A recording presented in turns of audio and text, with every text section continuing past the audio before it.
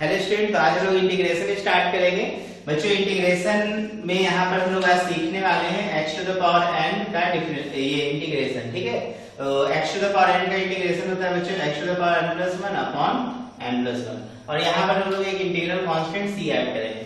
बच्चों ये इंटीग्रेशन दो प्रकार का होगा। इंटीग्रेशन कितने प्रकार का होगा? दो प्रकार का। एक डेफिनिट इंटीग्रेशन का कॉन्सेप्ट मिलेगा, दूसरा इनडेफिनिट इंटीग्रेशन मिलेगा।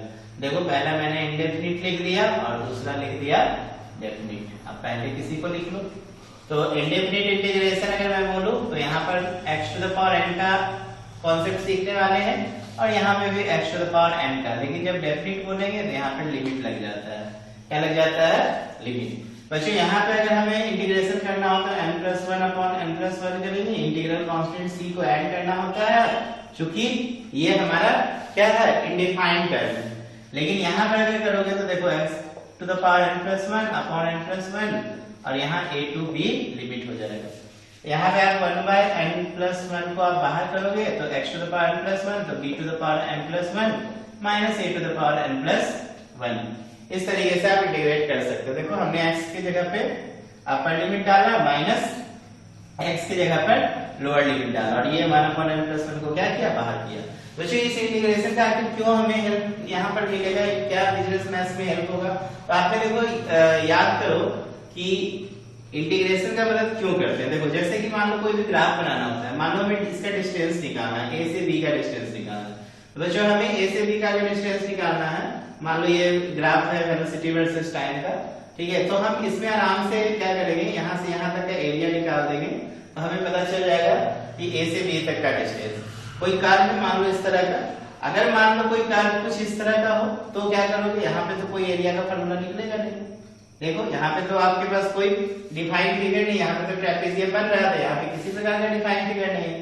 तो हम क्या करते हैं, इस तरह के फिगर्स में ये जो आपका कर्व जो बन रहा है बच्चों, तो इस कर्व के अंदर का एरिया निकालने के लिए हम क्या करते हैं, इसको छोटे छोटे एरिया में डिवाइड कर देते हैं और छोटे छोटे एरिया में डिवाइड करके हम क्या करेंगे, इस पूरे एरिया को सम करेंगे और यही एरिया को सम करने का कॉन्सेप्ट जो है बच्चों इंटीग्रेशन है।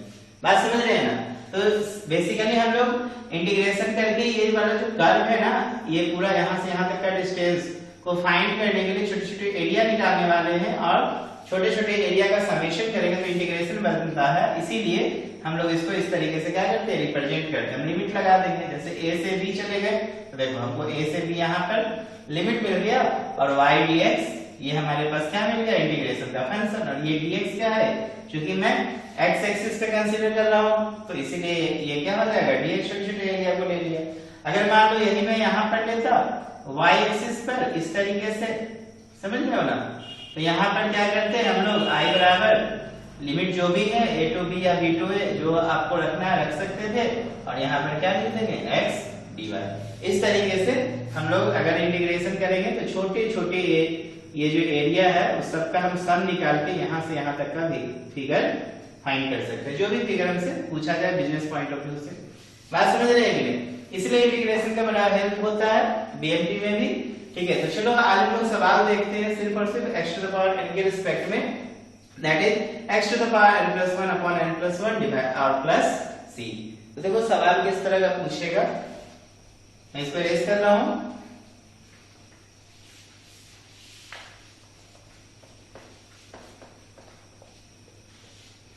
आसान है, परेशान नहीं होने का और सवाल को बनाने का, मेहनत करने का। क्या देखो बच्चों, जैसे कि एक मैं क्वेश्चन ले लेता हूं, मैं डेफिनिट और इनडेफिनिट दोनों को साथ साथ लेके चलने वाला हूं। ठीक है, जैसे मान लो यहाँ पर हमें दिया हुआ है I is equal to x plus 3x square plus 1 और ये dx है, इसका हमें इंटीग्रेशन निकालना है। कैसे निकालोगे? देखो x क्यू dx लिख सकते हो, कांस्टेंट टर्म को बाहर रखना, x square dx plus dx।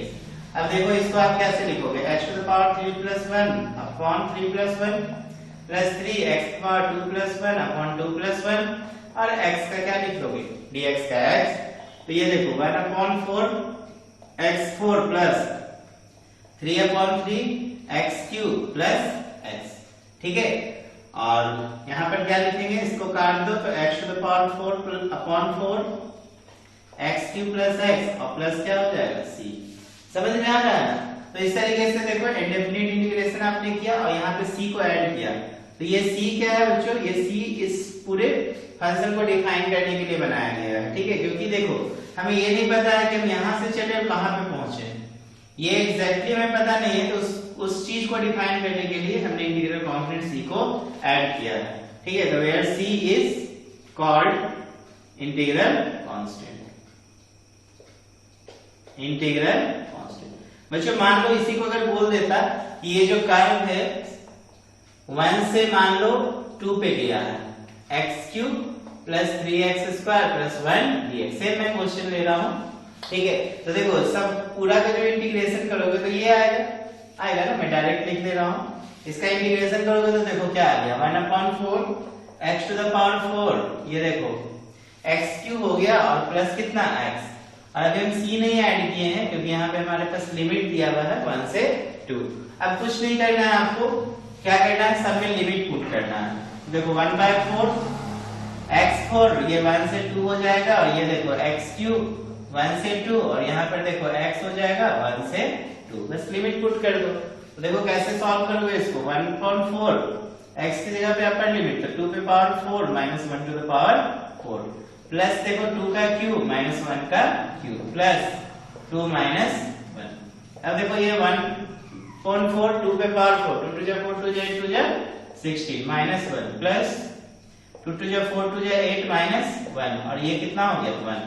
ये देखो बच्चों 15/4 है प्लस 7 प्लस 1 तो ये 15/4 और 7 1 8 तो एलसीएम हो गया 4 तो 15 और 8 4 जा 32 तो देखो 47/4। अब यहाँ पे हमें कोई भी इंटीग्रल कांस्टेंट सी वगैरह ऐड करने की जरूरत नहीं है, ठीक है ना, क्योंकि इसको यहाँ पर लिमिट जो है डिफाइन कर दिया था। ये जो फंक्शन दिया हुआ है उसका लिमिट 1 to 2 डिफाइन है। तो बस सिंपल सा आज का कॉन्सेप्ट क्या है, x to the power n dx पर इंटीग्रेशन, ठीक है। बस कॉन्सेप्ट को समझने की कोशिश करो। चलो नोट करो और इसके बाद देखते हैं क्वेश्चन नंबर सेकंड। किस तरह का क्वेश्चन आपके बुक में दिया है, एक्सरसाइज 10A पे आज हम लोग वर्क कर रहे हैं। चलो मैं इसको इरेज करता हूं, ओके, नोट करेंगे।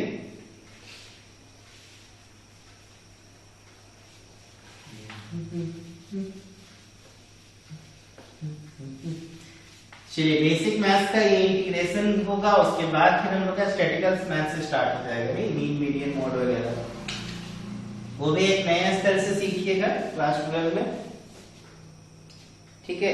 जैसे देखो बच्चों यहाँ पर क्वेश्चन आपके बुक में जो दिया है बहुत आसान सवाल है, मैं सिंपल बना के आपको बता रहा हूँ। जैसे देखो पहला है फर्स्ट में आई में इंटीग्रेशन को कंसीडर कर रहा हूँ, इंटीग्रेशन के फंक्शन को। तो x to the power 4 dx है, तो सिंपली आप इसको कैसे बनाना है, x to the power 4 plus 1 upon 4 plus 1 तो ये कितना हो जाएगा 1/5 x5 integral constant c add कर देना। सेकंड देखो क्वेश्चन दिया हुआ है i is equal to 1/x to the power 7/2 dx है, ठीक है।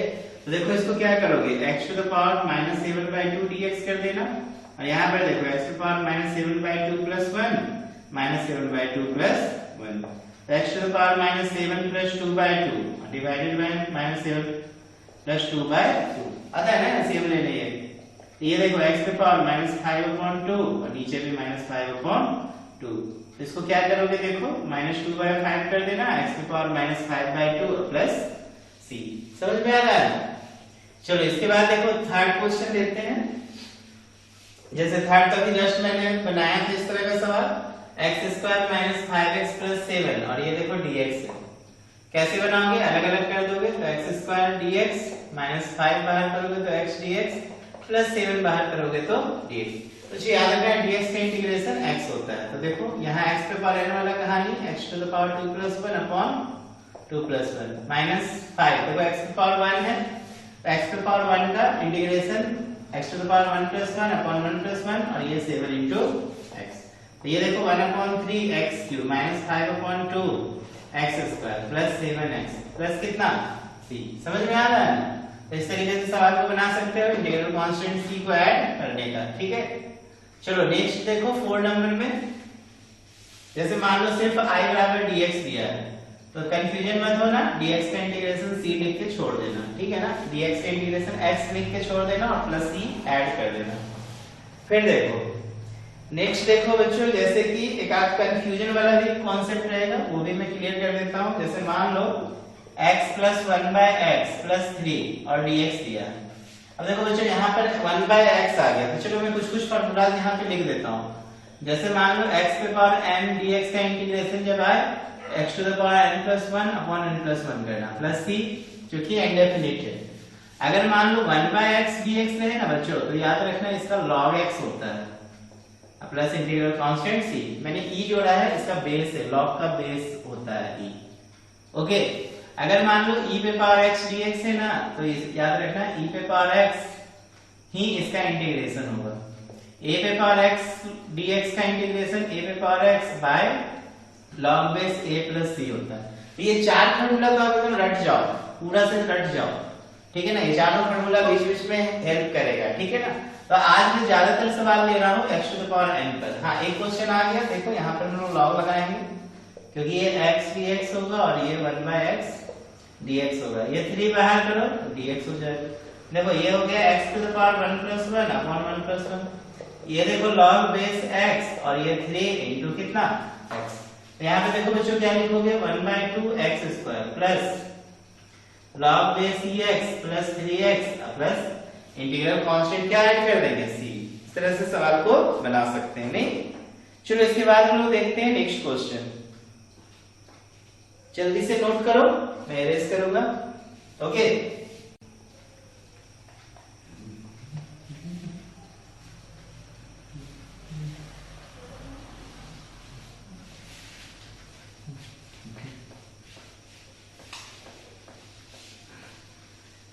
क्वेश्चन को एकदम समझ के बनाओ। देखो बच्चों नेक्स्ट है, ढेर सारा मैं सवाल बना रहा हूँ, आई होप क्लियर हो जाएगा सारा। देखो नेक्स्ट क्या है, I = x⁴1/3 plus 2x⁴1/2 plus x⁴3/2 और ये देखो बच्चों dx। कैसे बनाओगे, सेपरेट कर दो सबको। देखो x⁴1/3 dx प्लस 2 बाहर करो, x⁴1/2 dx plus x⁴3/2 dx। ठीक है, इसको कैसे लिखोगे, देखो x⁴1/3 plus 1/1/3 plus 1 2x⁴1/2 plus 1/1/2 plus 1। इसके बाद इसको देखो कैसे लिखोगे, x⁴3/2 प्लस 1/3/2 प्लस 1। तो ये देखो x⁴4/3 बाय 4/3, ये देखो 2 into x⁴3/2 बाय 3/2। ये देखो x⁴5/2/5/2। समझ रहे हो ना कैसे कैसे ऐड कर रहे हैं, आता है ना एलसीएम वगैरह लेके। और ये कौन सा फार्मूला लगा रहे हैं, ये फार्मूला लगा रहे हैं बच्चों x⁴n dx बराबर x⁴n+1/n+1। और चूंकि इंडेफिनिट है तो इंटीग्रल कांस्टेंट क्या ऐड कर देंगे, c ऐड कर देंगे। तो देखो यहाँ पर कैसे लिखेंगे, 3/4 x⁴4/3, ये 2 ऊपर जाएगा तो 2 × 4/3 x⁴3/2 और 2/5 x⁴5/2। इंटीग्रल कांस्टेंट क्या ऐड कर दो, c, ताकि ये डिफाइन हो जाए। ठीक है, चलो इसके बाद देखो क्वेश्चन इस तरह का भी पूछ सकता है, I = x-3 का whole square upon root x और dx। तो देखो इस तरह के सवाल में कंफ्यूजन मत क्रिएट करना। a - b का होल स्क्वायर पे तोड़ो तो x² माइनस 2ab तो 2 3 जा 6x प्लस -3 का स्क्वायर प्लस 9 हो गया बटा रूट x। ये कितना हो गया dx। अब क्या करो, अलग अलग कर दो। तो x² में रूट x से भाग देना, 6x में रूट x से भाग देना और 9 में रूट x से भाग देना, ये हो जाएगा dx। यहाँ पे देखो x² में रूट x से भाग दोगे तो क्या बचेगा, x रूट x। -6x में रूट x से भाग दोगे तो रूट x और ये 9/√x, ये क्या हो जाएगा dx। ठीक है ना, ये समझ रहे हो ना कैसे डिवाइड किए। देखो x² है ना तो x × x लिखना बटा रूट x। तो x कैसे आता है, रूट x × रूट x होता है, इसको काट दो तो रूट x हो जाएगा। ठीक है ना, कंफ्यूजन नहीं ना हो रहा है। चलो गुड। तो इसको देखो कैसे लिखोगे, x⁴1 और रूट का मतलब 1/2, तो 1 में 1/2 जोड़ो तो x⁴3/2 -6x⁴1/2, ये 9 रूट एक्स ऊपर जाएगा तो एक्स पे पावर माइनस 1/2 और ये हो गया बच्चों dx। अब आप इसको सेपरेट करके इंटीग्रेट कर दो 3/2 dx माइनस 6 बाहर करो x पावर 1/2 dx प्लस 9 बाहर करो x पे पावर माइनस 1/2 dx। अब देखो इसको क्या लिखोगे x power 3/2 plus 1 upon 3/2 plus 1 minus 6 x पे पावर 1/2 प्लस 1 अपॉन 1/2 प्लस 1।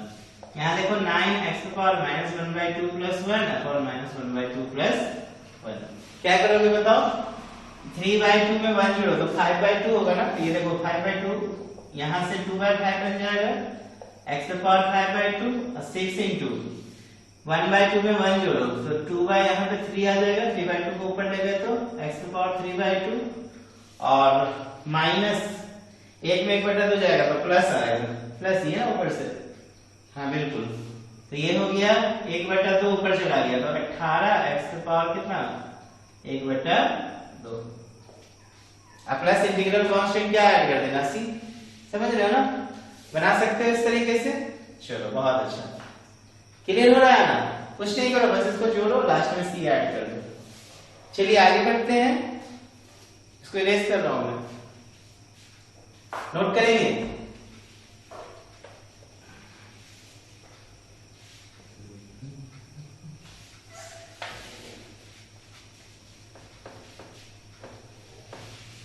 तो ढेर सारा सवाल बनाओ जल्दी जल्दी कॉन्सेप्ट क्लियर करो x to the power n का किस तरीके से इंटीग्रेशन हो रहा है। नहीं अब देखो ऐसा भी सवाल आ सकता है जैसे मान लो under root x minus 1/x², ठीक है, और इसका होल स्क्वायर है और i इज इक्वल टू बोल रहा है इसका इंटीग्रेशन करो, ठीक है। तो क्या करोगे इमेजिनरी कॉलम स्क्वायर पे ब्रेक करो तो देखो रूट x का whole square minus 2 into root x into 1/x² plus 1/x² का होल स्क्वायर। इसको कर्ली ब्रैकेट में रखो इधर dx लिख दो क्या।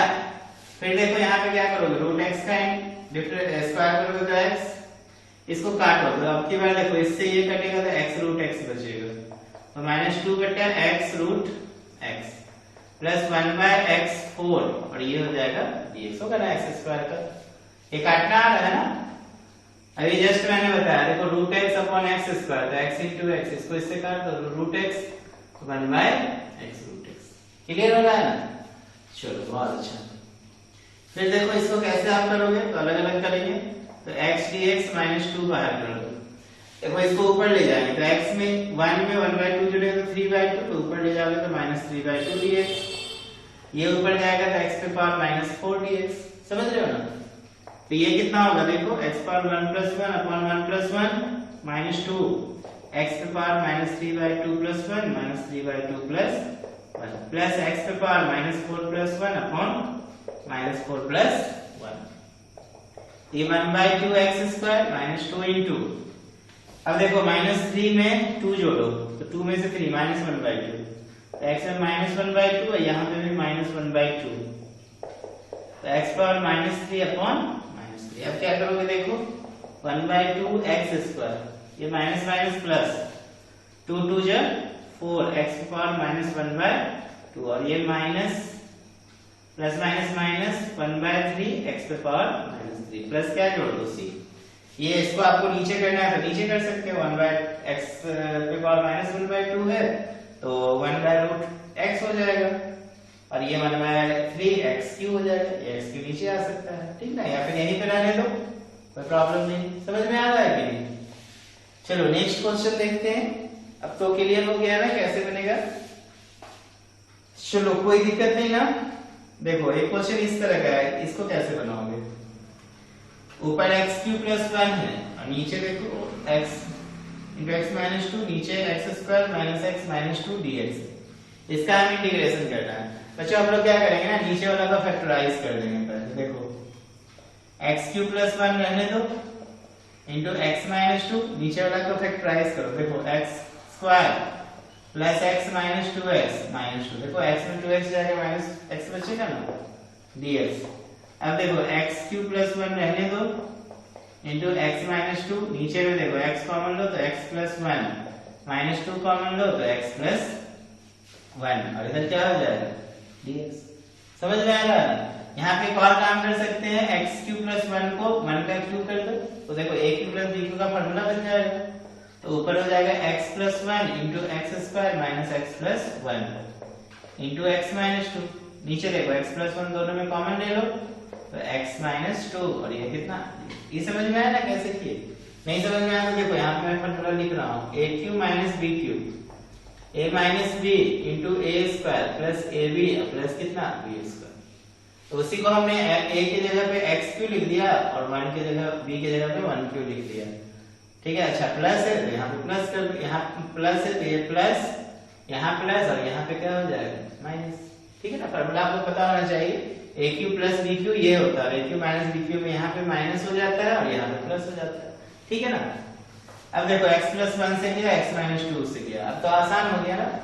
तो ये कैसे करोगे, x square minus x plus 1 dx separate कर दो। तो देखो x square dx minus x dx और प्लस 1 dx। ये देखो x की power 2 plus 1 upon 2 plus 1 minus x power 1 plus 1 upon 1 plus 1 और ये कितना हो जाएगा x। ये देखो 1 upon 3 x cube 1 upon 2 x square plus x plus कितना होगा c। इस तरीके से बना सकते हैं सवाल। चलो नोट करो जल्दी से, नोट कीजिए। चलो इसके बाद हम लोग देखते हैं क्वेश्चन, नेक्स्ट क्वेश्चन। समझ में आ रहा है ना किस तरह से हम लोग डिफरेंशिएशन करना है, डिफरेंशिएशन करना, सॉरी इंटीग्रेशन करना है। ठीक है, अभी जस्ट डिफरेंशिएशन से आगे है ना, आगे इंटीग्रेशन पे। डिफरेंशिएशन में पूरा रट जाओ, जितना दिए हैं 5 लेक्चर दिए हैं उसमें पूरा दिमाग में मेमोराइज कर लीजिए।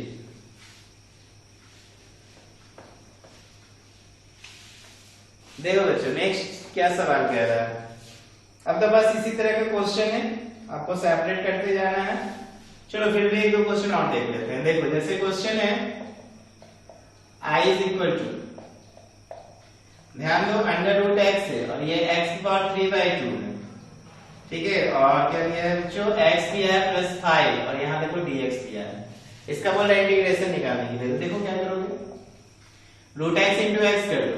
ठीक है, रूट x का मतलब होता है x to the power 1/2 into इतना प्लस 5 dx।